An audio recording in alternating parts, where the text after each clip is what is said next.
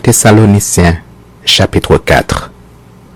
Au reste, frères, puisque vous avez appris de nous comment vous devez vous conduire et plaire à Dieu, et que c'est là ce que vous faites, nous vous prions et nous vous conjurons au nom du Seigneur Jésus de marcher à cet égard de progrès en progrès.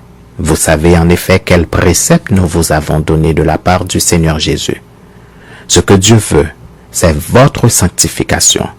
C'est que vous vous absteniez de l'impudicité. C'est que chacun de vous sache posséder son corps dans la sainteté et l'honnêteté, sans vous livrer à une convoitise passionnée comme font les païens qui ne connaissent pas Dieu.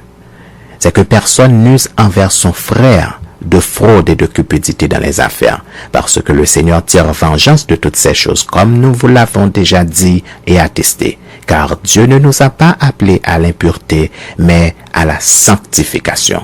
Celui donc qui rejette ses préceptes ne rejette pas un homme, mais Dieu qui vous a aussi donné son Saint-Esprit. Pour ce qui est de l'amour fraternel, vous n'avez pas besoin qu'on vous en écrive, car vous avez vous-même appris de Dieu à vous aimer les uns les autres.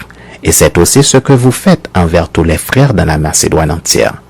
Mais nous vous exhortons, frères, à abonder toujours plus dans cet amour et à mettre votre honneur à vivre tranquille, à vous occuper de vos propres affaires et à travailler de vos mains comme nous vous l'avons recommandé, en sorte que vous vous conduisiez honnêtement envers ceux du dehors et que vous n'ayez besoin de personne.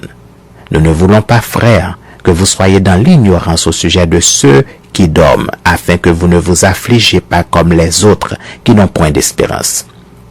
Car si nous croyons que Jésus est mort et qu'il est ressuscité, croyons aussi que Dieu ramènera par Jésus et avec lui ceux qui sont morts. Voici en effet ce que nous vous déclarons d'après la parole du Seigneur. Nous, les vivants, restés pour l'avènement du Seigneur, nous ne devancerons pas ceux qui sont morts, car le Seigneur lui-même a un signal donné. À la voix d'un archange et au son de la trompette de Dieu descendra du ciel et les morts en Christ ressusciteront premièrement. Ensuite, nous, les vivants qui serons restés, nous serons tous ensemble enlevés avec eux sur des nuées à la rencontre du Seigneur dans les airs, et ainsi nous serons toujours avec le Seigneur. Consolez-vous donc les uns les autres par ces paroles.